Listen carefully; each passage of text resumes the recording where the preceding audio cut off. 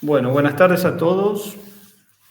Gracias al Congreso Virtual de Querétaro Futuro y Vocación por la invitación. Mi nombre es Luciano Monza, yo soy arquitecto, además de especialista en Ciencias Sociales y Salud y planificador del recurso físico en salud. También soy doctorando de la Universidad de Buenos Aires y tengo un trabajo bastante diverso en una parte académica, en la Facultad de Arquitectura, una parte del trabajo estrictamente profesional, que es mi estudio, mi despacho, es Arquisalud, y también soy miembro de la Asociación Argentina de Arquitectura e Ingeniería Hospitalaria. Mi interés el día de hoy es hablarles un poco de las tendencias en arquitectura para la salud, por lo menos como lo vemos o lo veo desde aquí. Y en función de eso contarles, bueno, algunas experiencias en particular sobre el desarrollo de edificios para la salud o el proyecto de edificios para la salud, que es mi métier más importante. Primero, un poco para ubicarnos en el contexto, lo que se conoce habitualmente como recurso físico en salud o en cierto sentido arquitectura para la salud o infraestructura. En realidad el concepto de recurso físico es más amplio que el de arquitectura, incluye equipamiento, incluye instalaciones. Pero bueno, los efectos de la charla de hoy lo voy a usar un poco como sinónimos. El recurso físico en salud se puede decir que es una consecuencia del modelo de atención, o mejor dicho, una consecuencia de la superposición en el tiempo y en el espacio de los distintos modelos de atención, acciones y políticas de salud. Es producto de lo que ha hecho una sociedad en determinado espacio geográfico con la salud a lo largo del tiempo, y eso se ha materializado en una construcción física que son los edificios de atención de la salud. En cierto sentido expresa una visión de la salud que tiene o ha tenido esa sociedad, ¿no? Uno dice habitualmente que el lenguaje no es neutral, sino que expresa una manera de ver y vivir el mundo. Y en gran medida la arquitectura también, o tampoco es neutral, y también expresa una manera de ver y vivir el mundo. Y eso lo podemos trasladar a lo que es la arquitectura para la salud. Lo que tiene el recurso físico en salud es que una vez constituido, una vez construido, que se vuelve un elemento tangible, físico, como tiene una gran, lo que nosotros solemos decir, rigidez, en el sentido de su ubicación geográfica, accesibilidad, su ubicación, su disposición, su organización, su escala, dimensiones, y una gran inercia, en el sentido que lleva mucho tiempo planificarlo, diseñarlo, construido, y tiene una larga vida útil, o sea, permanece en el espacio, en el lugar. Además de ser una consecuencia de los modelos de atención, se vuelve un condicionante y un direccionador de los modelos de atención y de las acciones de salud. O sea, hay ciertas cosas que pueden hacerse con un recurso físico y hay otras cosas que no pueden hacerse o que es difícil hacerlas.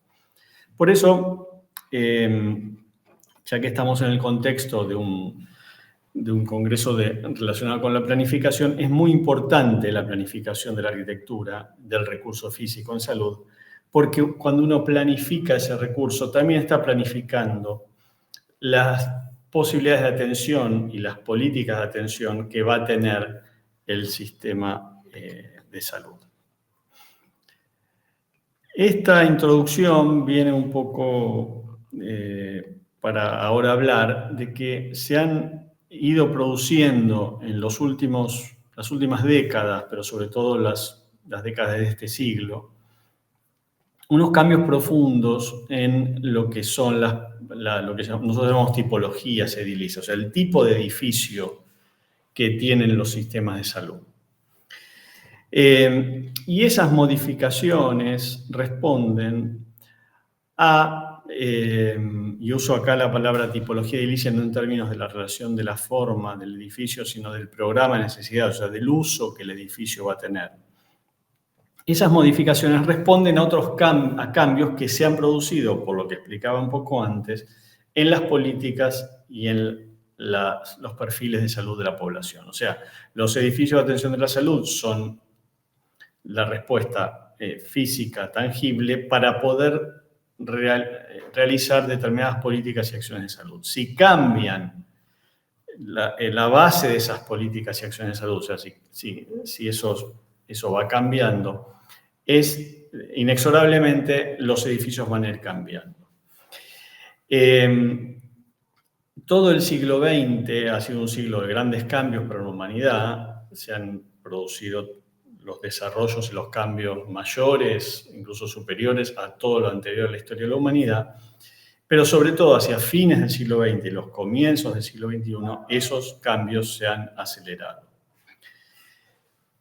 Podemos agruparlos básicamente en tres grupos de cambios. Uno en el paradigma de salud, enfermedad, atención, que pasaron a privilegiar más el cuidado de la salud por sobre el tratamiento y la atención de la enfermedad. Desarrollos tecnológicos que han modificado las modalidades de atención y cambios en los perfiles epidemiológicos de la población.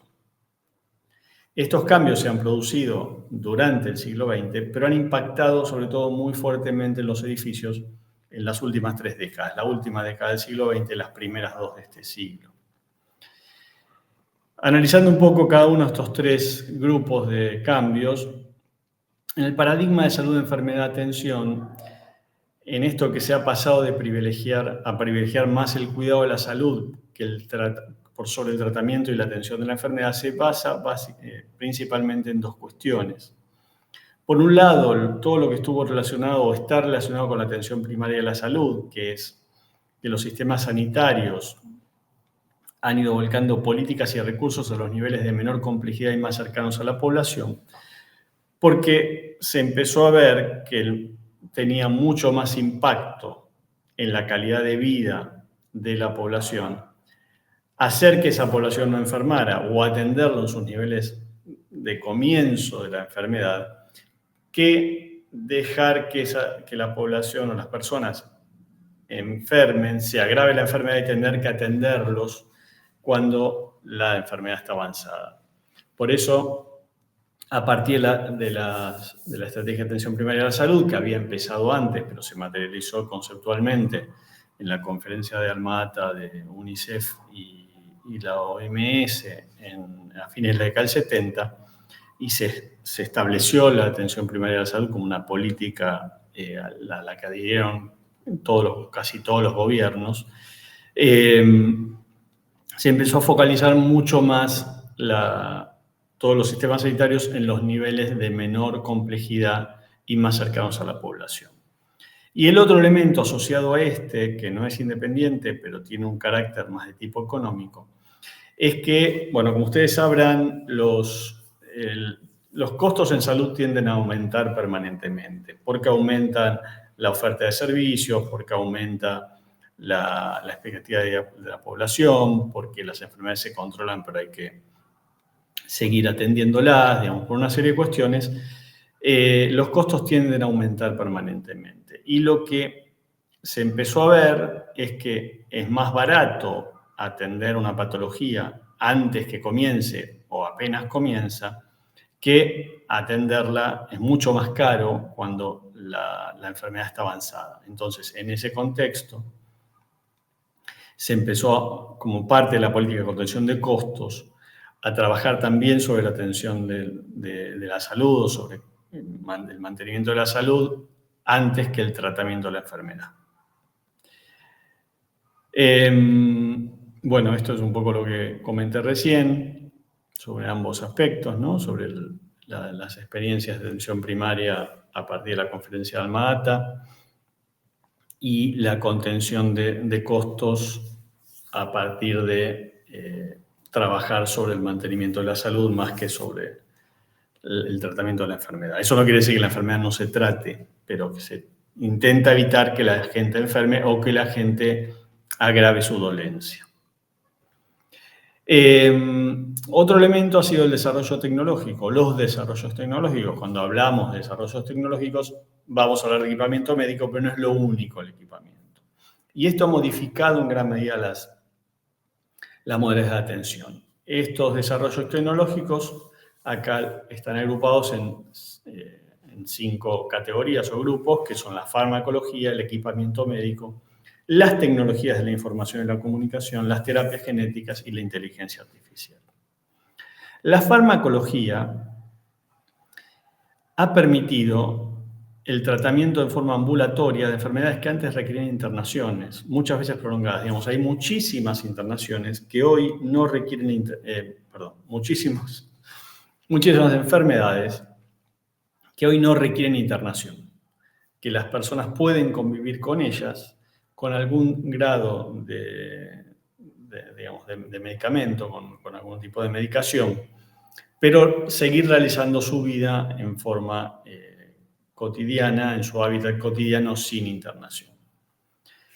Podemos hablar de las enfermedades de salud mental, que hoy la mayoría de ellas son manejables sin internación, cuanto antes requerían muchas más internaciones, y hay muchas otras enfermedades que por medio de la farmacología se evitan las internaciones. Y además se ha permitido la disminución o incluso la desaparición de gran cantidad de patologías, principalmente las infectocontagiosas. El equipamiento médico, que ha tenido una gran explosión hasta antes del siglo XX, prácticamente no existía y se ha desarrollado muchísimo durante el siglo XX, ha permitido tener una gran cantidad de métodos que tienen mucha mayor precisión para el diagnóstico y mucha mayor información. Pero además, lo que ha ido pasando en los últimos años es que son cada vez menos invasivos, o sea, cada vez requieren menos la intervención sobre el cuerpo, la agresión al cuerpo. Son métodos más rápidos, de menor duración, y muchos son de uso ambulatorio. O sea, hay muchísimos equipamientos para diagnóstico que ya tampoco requieren la internación. Las tecnologías de la información y la comunicación, que lo hemos visto muchísimo en el último tiempo, sobre todo a partir de la pandemia de COVID, es lo que ha permitido la comunicación a distancia, el manejo de la información en tiempo real y los grandes volúmenes de información, y eso ha facilitado mucho los diagnósticos y los tratamientos. Las terapias genéticas, que todavía no se habla mucho ni se sabe mucho, por lo menos yo no sé mucho, se dan a partir de la descripción del genoma humano, que ya se realizó hace unos años, y permite la aparición de lo que se llama medicina predictiva, que es a partir de tener determinados datos del genoma humano, poder saber o intuir la predisposición a una enfermedad o las posibilidades de enfermarse que tiene cada persona o que tendría cada persona. Y eso permitiría focalizar ya las intervenciones previamente a la aparición de enfermedades, de la enfermedad propiamente dicha, y dirigida sobre cierto perfil genético de la persona. Para ciertos autores esta es la mayor revolución del tratamiento médico que se viene próximamente. Y el otro gran cambio es, la inteligencia artificial, que además en los últimos 2 o 3 años ha tenido una gran explosión a nivel masivo, ¿no? Que es definida como la habilidad de los algoritmos de aprender de los datos para realizar tareas en forma automática, sin participación del ser humano. Y esto puede tener un gran impacto, ya lo está teniendo, pero todavía en forma parcial, sobre la forma de prestación de los servicios de salud. El otro cambio muy significativo que se ha dado durante todo el siglo XX ha sido el cambio de los perfiles epidemiológicos de la población. En los países desarrollados, más a principios del siglo XX, en los países de menor desarrollo hacia fines del siglo XX. Pero ya toda la población mundial ha realizado lo que se llama la transición epidemiológica, que es la disminución o desaparición de las enfermedades infectocontagiosas, más allá de la experiencia de COVID y de otras enfermedades infectocontagiosas que han aparecido en forma puntual, pero que en gran medida fue controlado, y el aumento o el surgimiento de las enfermedades degenerativas. O sea, el control de las enfermedades a través de distintas terapias, distintas tecnologías y prácticas de las enfermedades infectocontagiosas ha hecho que no necesariamente que surjan, pero sí enfermedades que eran degenerativas y que antiguamente no tenían prevalencia porque el espacio de la enfermedad era ocupada por las infectocontagiosas. Al controlarse o desaparecer determinadas infectocontagiosas, son las que empiezan a ocupar el espacio de las enfermedades en las sociedades. También se han incorporado nuevas patologías, producto de condiciones sociales o ambientales. O sea, ambientales cuando hablamos de contaminación o determinadas cuestiones de vida en ciudades muy congestionadas, y sociales relacionadas con violencias intrafamiliares, violencias sociales, pobreza y otro tipo de exclusiones sociales. Producto de estos cambios de perfiles epidemiológicos, producto de lo que mencioné antes, o de cuestiones de atención médica, pero también en gran medida producto de las obras de saneamiento del agua potable, de los sistemas de cloacas, de la mejora en las condiciones de alimentación, de los hábitos de la gente. Durante el siglo XX se ha dado un gran aumento de expectativa de vida de la población. Digamos, durante siglos la expectativa de vida estuvo entre los 30 y 40 años. Y hoy la expectativa de vida, salvo excepciones, en la mayoría de los países está entre los 70, un poco más, 75 años y un poco más de 80 años. O sea, se duplicó en un siglo la expectativa de vida. Y esto también lo que ha sucedido, que el control de la mortalidad de muchas enfermedades, más el alargamiento de la expectativa de vida, o el alargamiento de la vida, ha hecho que aumenten en gran cantidad las personas que conviven con algún tipo de discapacidad crónica. O sea, personas que a lo mejor antes se morían, enfermedades que antes eran mortales, y que han dejado de ser mortales, que pueden ser tratadas, pero que de todas formas prevalecen en la persona, o sea, se mantienen. Entonces la persona no se muere, pero convive con esa enfermedad gran parte de su vida o el resto de su vida. Por ejemplo, el cáncer, que era hasta hace no mucho una enfermedad básicamente mortal, hoy es curable o tratable en la mayoría de los casos. Son pocos los casos, existen por supuesto, pero bajó muchísimo la cantidad de mortandad. Sin embargo, hay una convivencia y un tratamiento que muchas veces se vuelve crónico. Y hay muchos otros casos. Y la mayoría de estos tratamientos ya no requieren internación, también son ambulatorios. Entonces,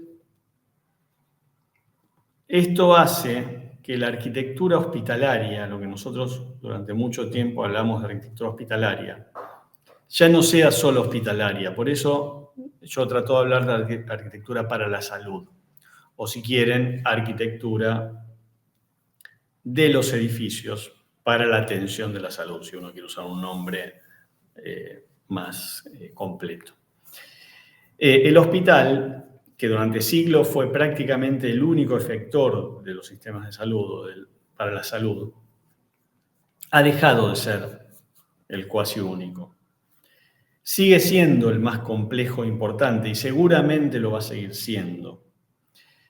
Pero cada vez son menos los hospitales en los sistemas de salud. Cada vez hay más de otro tipo de edificios en los sistemas de salud. Esto empezó ya a mediados del siglo pasado, pero se aceleró mucho hacia fines del siglo XX y más todavía en las 2 décadas de este siglo. Y básicamente hay 2 grandes grupos de nuevos edificios o nuevas tipologías. Un grupo es el de los edificios para pacientes ambulatorios, o sea, edificios solamente para pacientes ambulatorios, digamos, pues los hospitales también pueden ser para pacientes ambulatorios.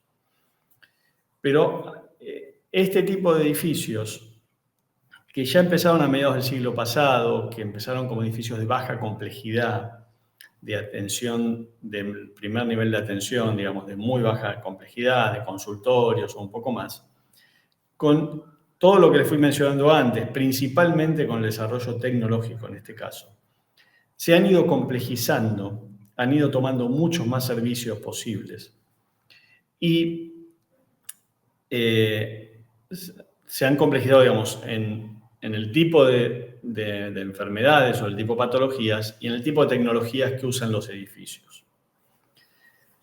La característica principal es la inexistencia de internación como la conocemos en los hospitales. O sea, no hay internación, a lo sumo es lo que se llama corta estada, que es por unas horas. Entonces, la gran diferencia con los hospitales es que estos edificios trabajan durante el día, 8 horas, 12 horas, eso depende, pero cierran a la noche, o pueden cerrar a la noche, no abren los fines de semana. Entonces, lo que era el hospital, que era un edificio que trabajaba permanentemente, o sea, 24 horas, 7 días a la semana, 365 días al año, o sea, nunca paraba y tenía que todo el tiempo tener una infraestructura en funcionamiento. En este tipo de edificios para pacientes ambulatorios ya no tiene esa necesidad. Y pueden ser ya no solo de baja complejidad, sino pueden ser de mediana complejidad y pueden tener consulta, diagnóstico, tratamiento o tener varias de estas al mismo tiempo. La otra gran diferencia es que el hospital siempre requiere muchos servicios. No hay un hospital de un solo servicio, porque si uno tiene cirugía requiere terapia intensiva y requiere entonces internación y tiene una cocina porque le tiene que dar de comer. Entonces requiere una gran cantidad de servicios integrados. Los de atención para pacientes ambulatorios pueden ser de un solo servicio, pueden dar una sola prestación, o pueden tener muchos. Entonces, también esto genera una gran variedad de este tipo de edificios.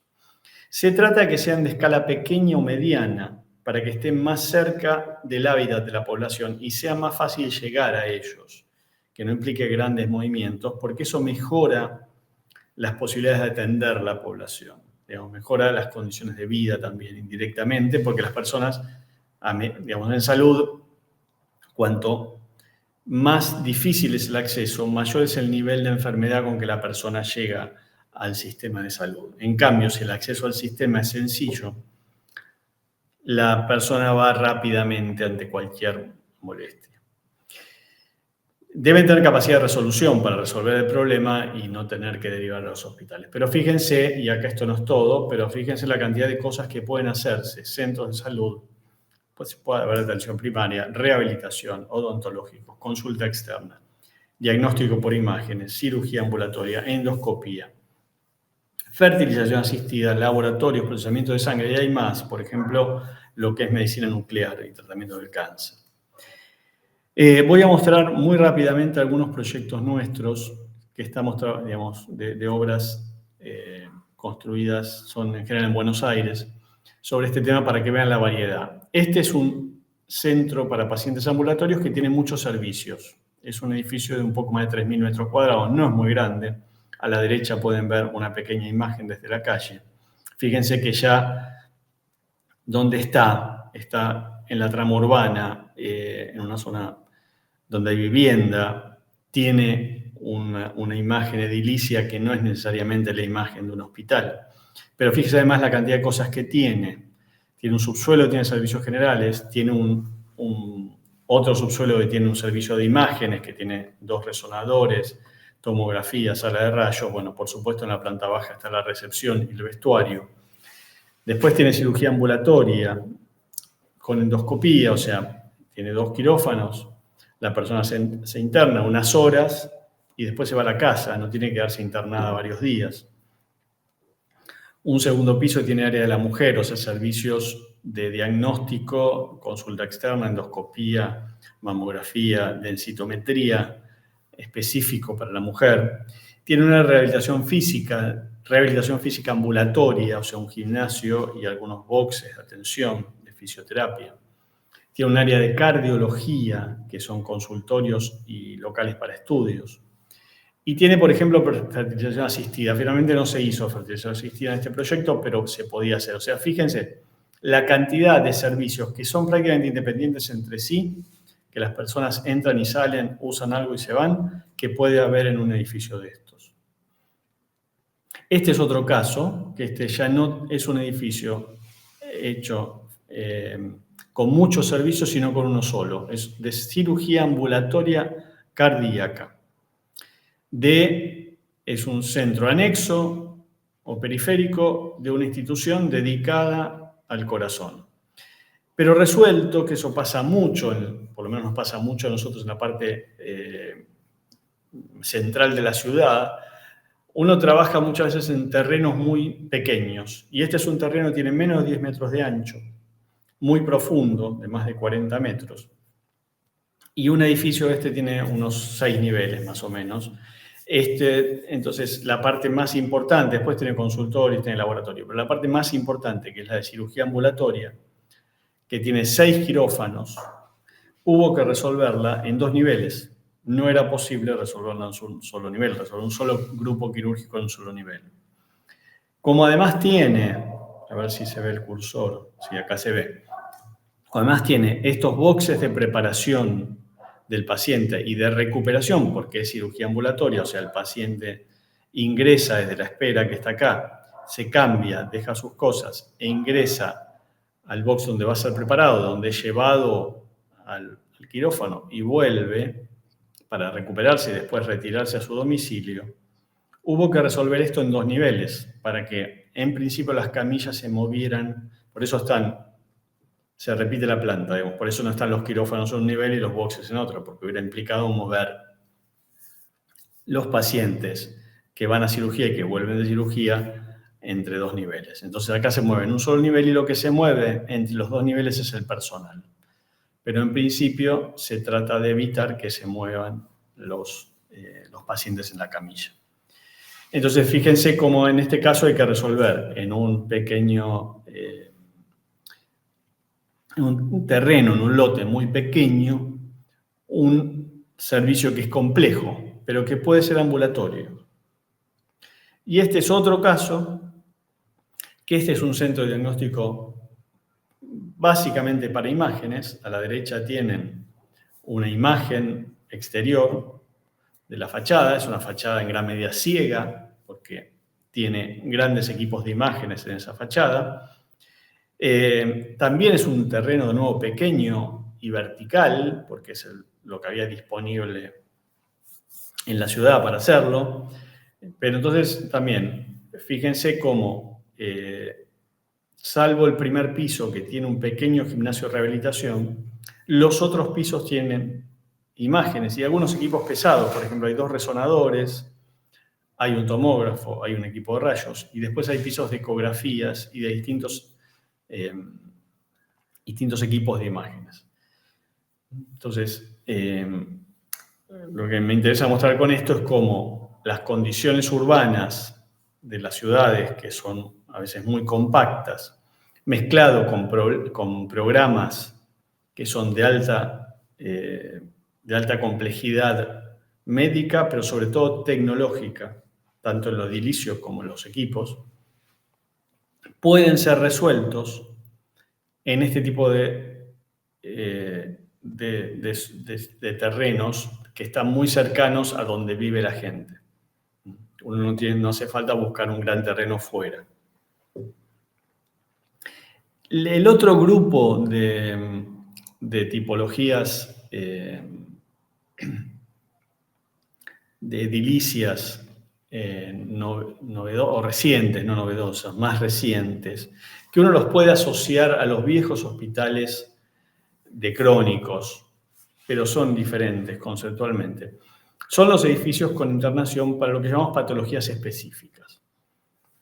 Digamos, esto que yo les decía, el aumento de las enfermedades degenerativas, el aumento de la expectativa de vida, implica que hay muchas personas que van a tener que vivir o el resto de su vida o un tiempo largo en un edificio de salud específico para ser tratados de alguna patología. Patologías que empiezan a tener mucha prevalencia. Entonces, la característica principal es que son de larga estada. O sea, ya la internación no es como la de hospital de agudos, que es una internación corta, la persona está unos pocos días y se va a la casa, sino que empieza a estar mucho tiempo y empieza a ser su hábitat, empieza a ser su casa. Generalmente son para enfermedades crónicas, se convierten por eso en la vivienda del paciente de forma permanente o transitoria. Tienen pocos servicios de diagnóstico y tratamiento, porque el tratamiento es básicamente alrededor del enfermo. Hay servicios de tratamiento, pero no tienen la incidencia que tiene un hospital de agudos. Y hay poco de diagnóstico, porque ya el paciente llega acá diagnosticado y con los primeros estabilizado, digamos, no tiene riesgo de vida. Entonces, hay muy poco de diagnóstico. Y entonces acá empiezan a aparecer, por ejemplo, centros para rehabilitaciones complejas, o sea, para largas, digamos, hay mucha rehabilitación ahora, producto de accidentes graves en la vía pública, vehiculares y de otro tipo, y también cerebrovasculares, donde se produce un deterioro profundo en el estado de salud de la persona, pero esa persona no se muere y requiere una rehabilitación muy larga. Y esa rehabilitación requiere un lugar especializado, porque no puede realizarse en cualquier lado. O también para demencia o para Alzheimer, porque empiezan a tener necesidades diferentes del espacio físico. No sirve un hospital para esto. Les voy a mostrar dos casos de proyectos, obras nuestras en realidad. Uno es un edificio con internación, un centro de rehabilitación con internación. Arriba pueden ver la foto del Google Maps en un terreno que tenía en un terreno semiurbano, semirural, con una gran masa arbólea, una gran calidad paisajística, y donde el edificio se implanta de forma tal de no, no afectar esa calidad ambiental y aprovecharla para la calidad del edificio, digamos, para la calidad espacial y arquitectónica, con patios, con una forma. Pero si miran la planta de abajo, ahí pueden ver todo lo que está en violeta claro, es un violeta claro, es internación. O sea, fíjense que más de la mitad del edificio es internación, porque hay poco tratamiento, que sería el violeta oscuro, son gimnasios, piscina terapéutica, terapia ocupacional. Y no hay prácticamente diagnóstico, hay unos consultorios y hay unos servicios generales.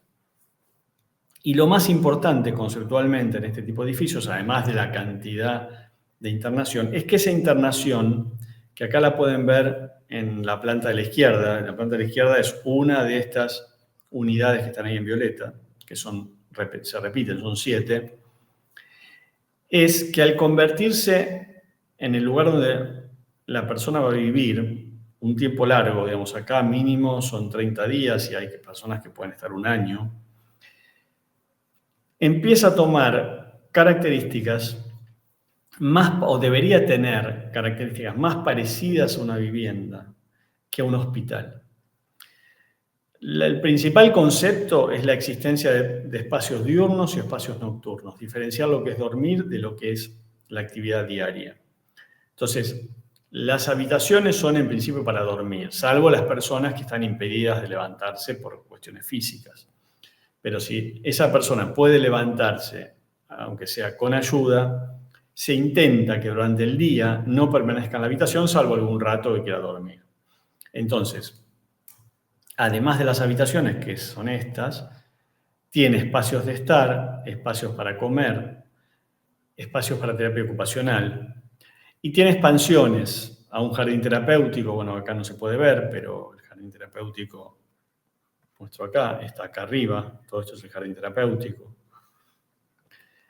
O un patio más controlado, que es controlado desde la enfermería. Esta es la enfermería controla las habitaciones, controla también los espacios de estar interiores y puede controlar el espacio de estar exterior por medio de una ventana.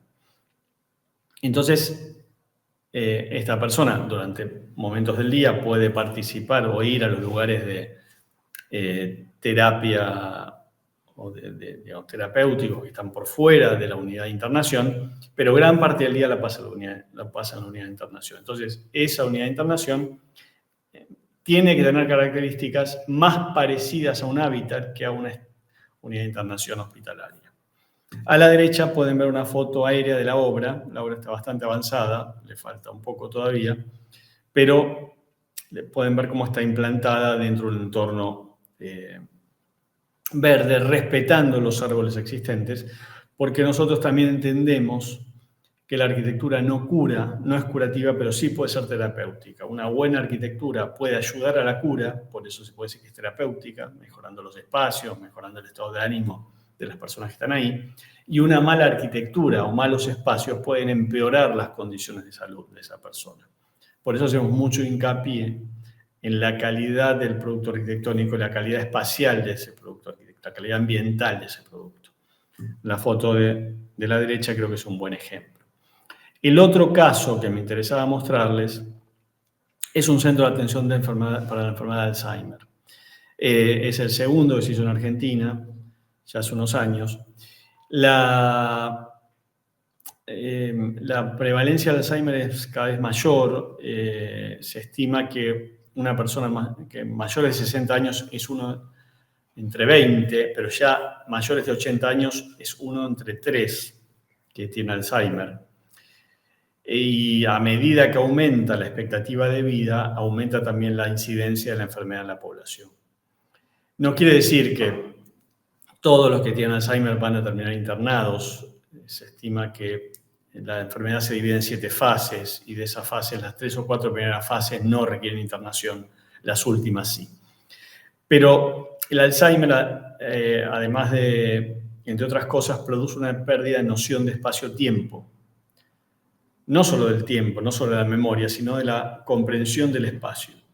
Y entonces requiere una arquitectura diferente, porque hay determinadas cuestiones de la arquitectura que nosotros conocemos y resolvemos que a un enfermo de Alzheimer lo agravan o le producen mucha situación de angustia.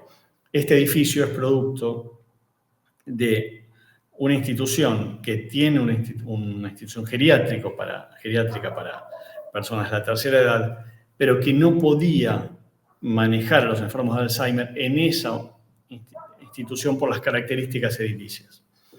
Entonces, acá este edificio tiene 4 plantas, 3 de ellas son de internación. Esta es una de las plantas de internación, que tiene 10 habitaciones, que son de 2 camas, pero más allá de eso, fíjense que también tiene, como el anterior que les mostré, un área de actividad para comer, para estar durante el día.